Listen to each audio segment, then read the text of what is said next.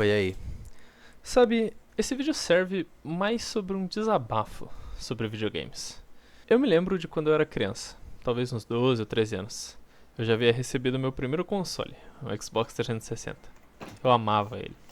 Jogava horas e horas de FIFA 16 e quando eu comprei Skyrim e Borderlands 2, foi quando a minha vida gamer começou de fato. Eu acho que você, que clicou nesse vídeo depois de ver o título e a thumb, deve estar se perguntando: ué, como assim?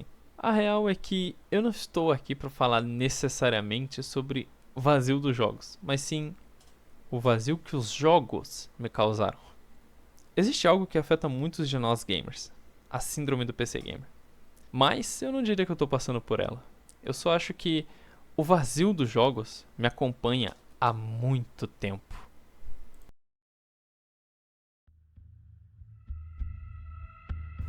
Borderlands é um jogo como qualquer outro. Ele é difícil apenas se você não souber o que está fazendo. E bom, eu não sabia inglês, então eu sofri bastante. Mas uma coisa não mudava nunca. Eu e a minha Siren contra o mundo. Conforme eu fui aprendendo a jogar, muito graças ao HSP Games Brasil e ao Felipe Ramos, Borderlands se tornou tão prazeroso, até mesmo farmar naquele jogo era legal. Quer dizer, legal até certo ponto, né? Você grindar meia hora pra não conseguir sua arma também fica insuportável. Warning, vulgarity awaits. What's going on, guys? This is Vinoid Puma, and I try to be calm in these videos, but this shit just makes me fucking livid. You know what grinds my gears today? Fucking pearlescence. Oh no, not bolt actions, but fucking pearlescence. Who the fuck thought it would be a great idea to make a class of weapons that are rarer than legendaries, yet somehow worse? These are my top 5 worst pearlescence in Borderlands 2. Let's get this pile of fuck started. Eu lembro de quando eu comprei todas as expansões. Então, além de enfrentar bandidos, animais e a Hyperion, eu e minha Maia começamos a enfrentar bonecos de neves, perus, caranguejos, mais animais. Esses daqui, puta que pariu, me causam trauma até hoje. Piratas, um torneio mortal, a maravilhosa e emocionante campanha de um RPG de Tiny Tina. E por fim, lutei ao lado de Lilith pela liberdade de Sanctuary. Mais de 3.000 horas de jogo. E sabe qual é o melhor? Até hoje eu nunca enjoei de Borderlands 2. Eu disse que era eu e minha Maia contra o mundo, mas na verdade era eu, minha Maia e o meu nórdico contra o mundo. Hey, you. You're finally awake. Sério, um prisioneiro de guerra que não somente descobriu ser um herói destinado a grandes feitos, mas ajudou toda a província de Skyrim, se tornou o líder dos Companions, arquimago do colégio de Winterhold, mestre da nova geração de assassinos da Brotherhood, descobriu e se vingou dos traidores da Guilda dos Ladrões. Tudo isso enquanto interferia em um triângulo amoroso em Riverwood ou trazia chifres de mamute para uma comerciante de poções. Mas poucos sabiam do seu lado obscuro. Lado esse que conspirou com todos os deuses da Edras em troca de seus itens e artefatos. Ou talvez sobre seus feitos desonrosos, como assassinar comerciantes e voltar no tempo apenas para ter seus estoques resetados. Horas e horas de treinamento para que no fim, todos os meus inimigos caíssem aos meus pés. Os líderes imperiais, o primeiro Dragonborn, Harkon e seus vampiros, o poderoso dragão Alduin, o guerreiro de Ébano, todos mortos. Todos aos meus pés. Porém foi aqui, logo após minha Siren e meu nórdico, que eu tive meu primeiro contato com o vazio dos jogos. Nada mais me parecia tão bom quanto Pandora ou Skyrim. Eu passei alguns anos em um ciclo repetitivo até demais. Isso até que eu coloquei minhas mãos em uma joia. Ou melhor, em algumas joias.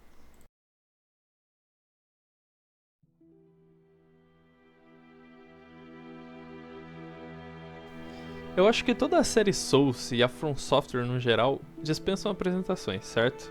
Um estúdio que não só revolucionou a indústria de jogos, como ditou a tendência por muito tempo. Na verdade, uma tendência que segue até hoje. Sempre com um carinho e uma dedicação imensa por seus jogos. Dark Souls 1 não foi o precursor, mas foi o que estourou. DS1 foi tão marcante, pois pela primeira vez desde Borderlands eu me deparei com a dificuldade verdadeira em um jogo. Tipo, sabe, eu nunca vou esquecer o dia em que eu afundei o X e o A do meu controle porque eu dei uma ajoelhada nele após apanhar de um gordo do Stray Demon durante mais de uma hora. Eu definitivamente não estava bem buildado. Ou talvez naqueles dois, Ornstein e Smaug. Chega a ser clichê, mas sim, esses dois consumiram pelo menos umas 2 horas da minha vida na primeira vez que eu os enfrentei. Minha build mal feita e itens meia boca realmente se mostraram ineficientes nessa parte. Porém, esses dois definitivamente não foram o pior.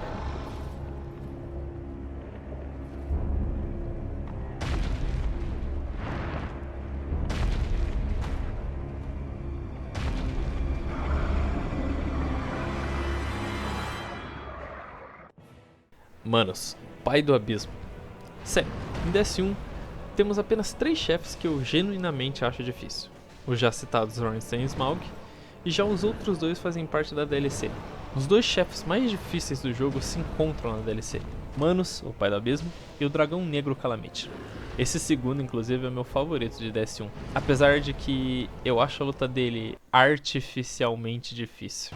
Agora, falando sobre Manos, esse cara limpou o chão com a minha cara e minha bunda. Ele esfregou meu corpo inteiro, meu corpo sem vida, sem esperanças durante 3, 4 horas. Eu acho que em toda a minha vida ele foi o meu segundo chefe que mais me causou dor de cabeça. Só perde pra um certo cavaleiro com uma espada tão grande que me fez quebrar uma cadeira de raiva. Voltando a DS1, Manos foi o meu maior trauma dentro daquele jogo.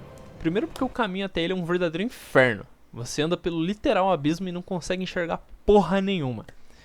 Até que você decora com perfeição o caminho e não tem que ficar lutando contra inimigos e inimigos e inimigos no meio de uma escuridão absoluta. Sem falar da luta em si, eu vou deixar isso para um outro vídeo, mas particularmente eu não gosto muito da DLC do Dark Souls 1.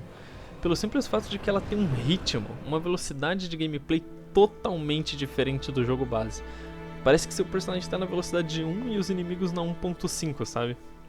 Chega a ser insuportável em alguns momentos.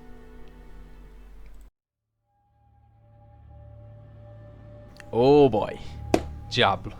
Eu acho que pelas menções anteriores vocês já puderam notar que eu adoro RPG, certo? É meu segundo gênero preferido, ficando atrás somente de Looter Shooter, que é basicamente um RPG com armas de fogo. Diablo foi outro marco na minha vida. Logo após meu vício em Dark Souls, Diablo 3 supriu a necessidade de um outro jogo bom instantaneamente. Eu me lembro de passar literais 8, 10 horas seguidas do meu dia jogando Diablo. Não tenho muito o que comentar sobre ele, mas minha Nephilim Paladina estará para sempre em meu coração. As batalhas que tivemos, demônios menores, Diablo, até mesmo contra Maltael, todas elas estão eternizadas no meu coração. Após Dark Souls 1 e Diablo 3, o jogo que impediu que o vazio retornasse pra mim foi Dark Souls 2. Cala a boca, cala a boca. Dark Souls 2 é maravilhoso, é incrível. Mas eu não quero falar dele aqui porque meu amor por esse jogo é tão grande que eu prefiro fazer um vídeo dedicado a ele no futuro. Enfim, após Dark Souls 2, novamente eu voltei a ficar de frente com ele, com o vazio. Apesar de ter jogado Watch Dogs e Shadow of the Tomb Raider, o menino Mace ainda não tinha encontrado outro jogo digno de vício. Digno de me fazer consumir mídias e mídias sobre ele, horas e horas apreciando a obra. Bom, tudo isso até 2024, quando eu finalmente realizei um grande sonho de infância. Eu montei o meu primeiro PC Gamer. Antes da gente ir para a última geração, eu quero fazer algumas menções honrosas. Um roguelite com combate hack and slash, onde você é um velho que adentrou nas catacumbas dos antigos deuses e agora precisa enfrentar seus desafios com diversas armas e habilidades. Apesar de bem legal e dinâmico, depois de algumas horas eu simplesmente enjoei do fato de você ter que enfrentar os mesmos inimigos, os mesmos chefes toda hora.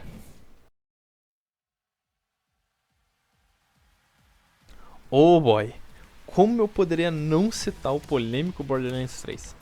A fanbase tem bastante reclamação com esse jogo, mas eu sinceramente não entendo, eu amo ele. Eu acho que a história se alonga demais em alguns casos. Termos que pegar as 3 chaves do Vault é um conceito incrivelmente foda. Enfrentar 2 criaturas do Vault também é foda demais. eu também gosto do plot twist dos gêmeos e até mesmo sobre Pandora ser a chave do Vault. Fora que eu mesmo não tenho nenhuma nostalgia com Borderlands 1, e eu gostei de ver o Destroyer retornando. No Persequel ele também apareceu, então pra mim isso só mostra como ele é a criatura do Vault mais poderosa. The key works! Sergeant, get your team ready to go inside.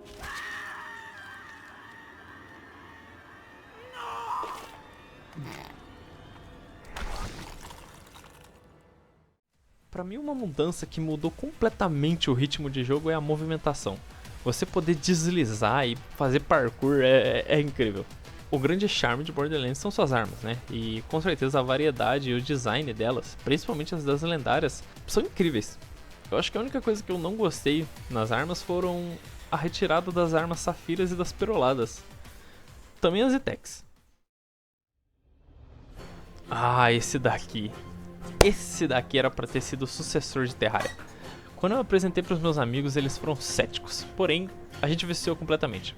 Tribes é um jogo de exploração de 1 até 10 jogadores. Ou seja, perfeito pra você jogar com os manos. Você explora Midgard enquanto enfrenta os gigantes, explora novas ilhas, crafta armas novas e protege a Yggdrasil durante a noite. Além de enfrentarmos as criaturas do Ragnarok, como Jormungandr, Surtr, Hel, Fenrir, meu favorito. Não falamos do chefe final, tá ok? Não falamos. Dead Cells dispensa apresentações. Um jogo que usa primorosamente o estilo roguelite e Metroidvania. Eu nunca fui fã de jogos de plataforma, mas Dead Cells é um absurdo. Um 2D lindo e muito desafiador. Muito mais do que qualquer um Souls-like, tá? Até hoje, eu nunca consegui vencer as 4 células tronco. Imagina 5. Imagina o colecionador. Sai fora, mano. Eu prefiro preservar minha sanidade. Algo que brilha muito em Dead Cells pra mim são os crossovers. Hollow Knight, Hotline Miami, Shovel Knight, Skull, Blasphemous, Hyper Light Drifter, Katana Zero, etc. Até mesmo jogos já mencionados aqui como Terraria e Curse of the Dead Gods. Uma coisa que eu quero mencionar é as músicas. Puta que pariu! Nunca irei me esquecer de quando eu entrei na caverna pela primeira vez e aquela sinfonia tocou nos meus ouvidos.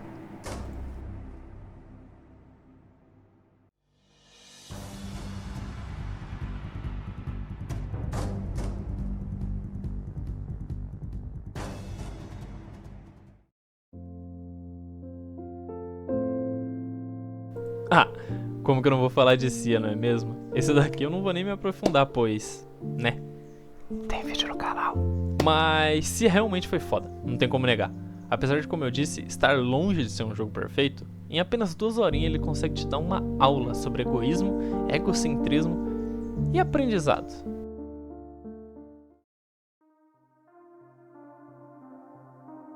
Um jogo com uma estética incrível e ainda por cima, parkour, zumbis e porradaria. Sério, não tem como ser melhor. Se hoje em dia, com 20 anos nas costas, eu já acho incrível, imagina quando lançou lá em 2015. O pequeno Mace ansiava pra jogar essa pérola do mundo dos jogos. Mas eu fui ter essa oportunidade ano passado. E eu ainda quero ter a oportunidade de jogar o segundo jogo. Apesar de que algumas coisas dele não foram tão atrativas assim à primeira vista. Mas vivenciar a história de Kyle Crane, agora mais velho, foi incrível. Eu me senti novamente como uma criança. Ou melhor, eu realizei a vontade do Mace criança.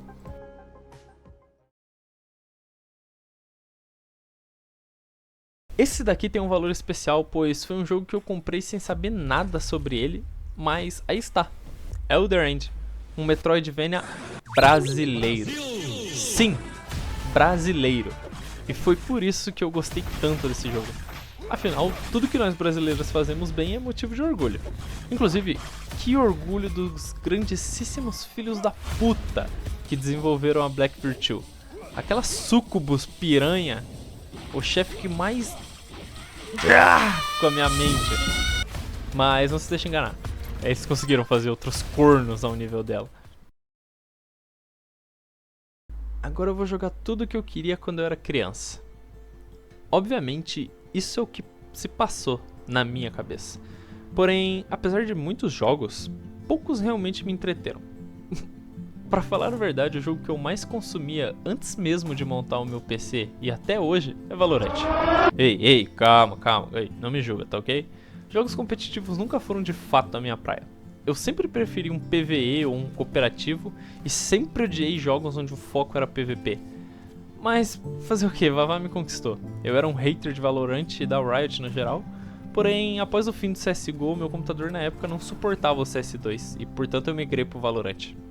Não vou negar que no começo era horrível, tá? Eu odiava tudo, demorei pra entender as habilidades dos agentes, mas quando entendi comecei a me viciar muito. Inclusive, ele é o jogo que eu mais tenho horas jogadas desde o fim da minha segunda geração. Tá.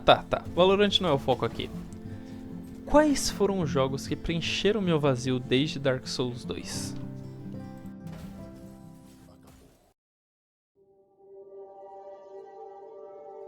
Assim como outros jogos citados aqui, Terraria dispensa apresentações, certo?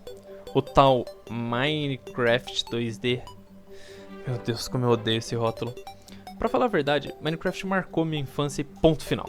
Porém, Terraria foi além. Eu joguei Terraria Mobile lá pelos meus 12, 13 anos. Após vários anos, eu voltei a jogar no celular, obviamente em versões mais atualizadas. Porém, foi no PC que ele brilhou. Juntando com meus amigos, formamos um quarteto que simplesmente respirava Terraria. A gente literalmente só falava dele, só jogava ele, e tanto que ele foi meu jogo mais jogado de 2024, sendo que em abril inteiro eu praticamente só joguei ele. Opa, e aí? Aqui é o mês de edição, só passando para avisar que os prints que vocês vieram são de 2023, porque em 2024, na verdade, eu joguei Terraria praticamente sozinho, com algumas salvas exceções.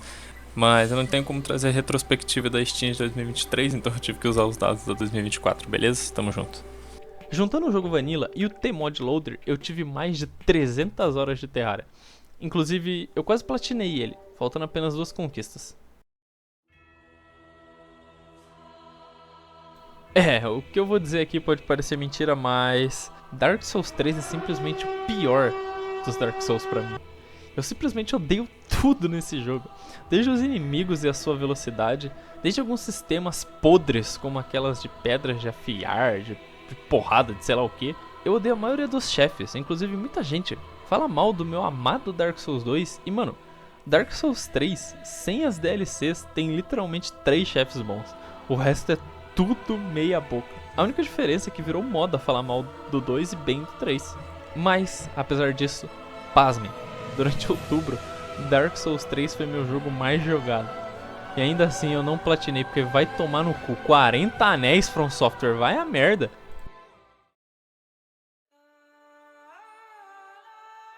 Tá, desse jeito vai parecer que eu menti quando eu falei que meu gênero preferido era Looter Shooter. Mais um Souls-like. Mas eu juro, Enotria só me conquistou por um motivo. Eu nunca consumi uma mídia que me causou tanta frustração e raiva quanto a primeira vez que eu joguei Enotria. Esse Souls-like se passa na Itália e fala sobre o Canavasso. Essa porra aí. Uma maldição que caiu sobre o mundo, acarretando que todos teriam um papel a cumprir. Ou eu acho que é isso, diferente do que muita gente adora no Souls-like, eu não me importo tanto com a história assim. Um Souls-like pra mim ele precisa ser difícil, mas não injusto. E Enotria tem algumas mecânicas que podem facilitar o jogo ou te foder completamente. O sistema de elementos aqui é muito legal e a variedade de armas também. Esse é um dos poucos Souls-like que a maioria das armas funcionam, até mesmo as de chefe. Eu adorei o sistema de magias. E além disso, tem lutas contra chefes muito fodas, tipo, porra, a primeira vez que eu enfrentei o Spaventa, meu irmão, eu me senti vivo dentro do jogo.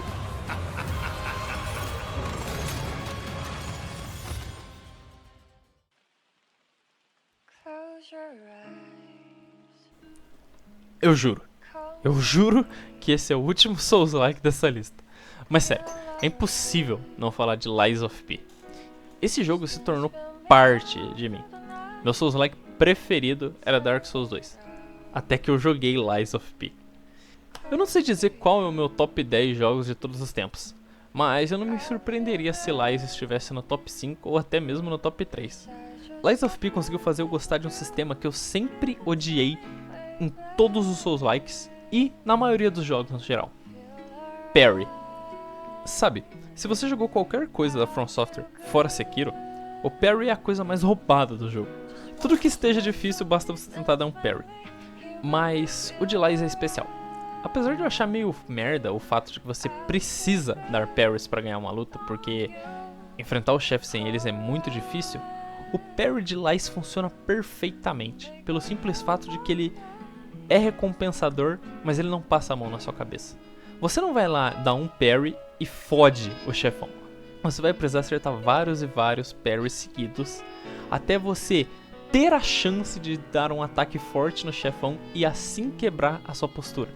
Pra mim, isso é incrível, é perfeito, é extremamente balanceado. Eu ainda quero fazer um vídeo sobre Enotria, Lies e o próximo jogo dessa lista, portanto eu não vou me aprofundar muito neles. Mas, assim como Enotria, os chefes de Lies of P, puta que pariu, meu irmão. Romeu, Criatura do Pântano, Títere Anônimo e, é claro, não tem como deixar de fora, Laxáxia Absoluta. Your sword, Vexacia, swears to protect this tower.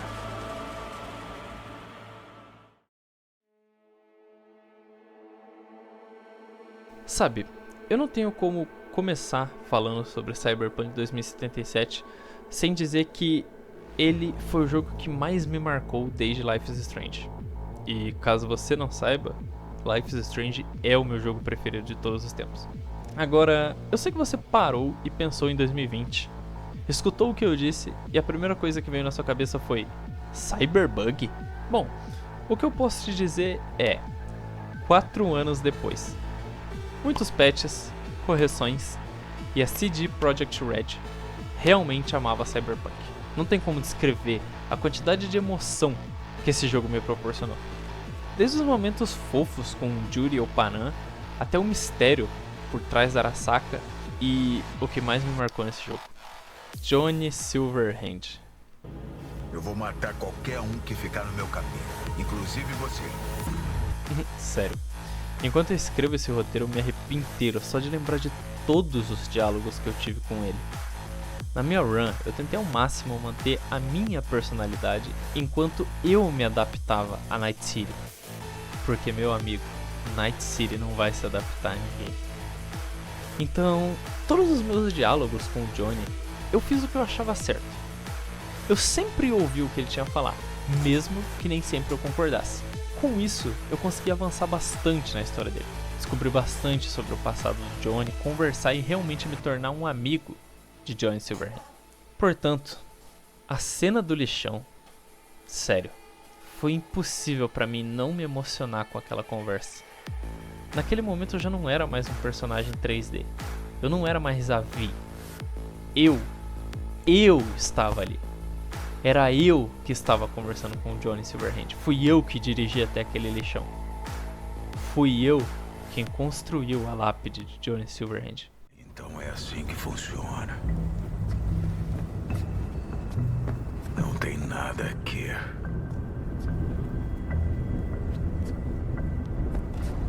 O que tu esperava? Uma lápide? Bandeira? Flor? Não, eu sei lá. Alguma marca. Alguma coisa. Qualquer coisa. Tu precisa mesmo de alguma coisa simbólica e vazia? Acho que sim. Seria como se eu estivesse mudando de página. Como se eu estivesse dando tchau pro Silverhand antigo e dando oi pro novo. E como tu se sente? Como se nunca tivesse rolado. Como se eu ainda estivesse na Mikoshi. A gente dá um jeito nisso.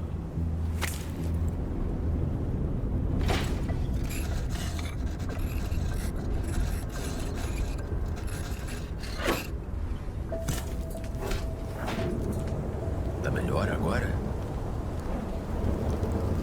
Um pouco. Mas se fosse meu túmulo de verdade, o que tu escreveria? Aqui jaz Johnny Silverhand.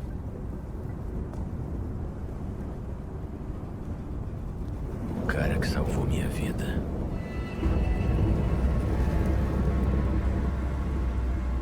Vê, eu não sei até onde eu quero que isso seja verdade.